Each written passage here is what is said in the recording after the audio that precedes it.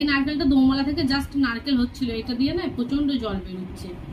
এইটা এই দেখো এরকম জল বেরোচ্ছে। এটা অনেকটা টাইম লাগবে নাড়ুটা হতে। বানিয়ে নিলাম, মানে বানাচ্ছি নাড়ুটা।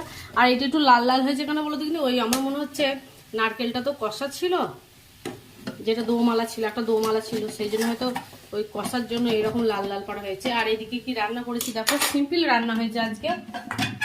এখানে করেছি ভাত আর শুকনো লঙ্কা দিয়ে পেঁয়াজ খড়িয়ে, এখানে করেছি আলু মাখা, আর এখানে করেছি টক ডাল আম দিয়ে টক ডাল করেছি। শুকনো লঙ্কা ফোড়ন দিয়েছি আর সর্ষে ফোড়ন দিয়েছি টক ডালে। আর এখানে করেছি ডিমের অমলেট। তো এটা বানিয়ে নিই আগে।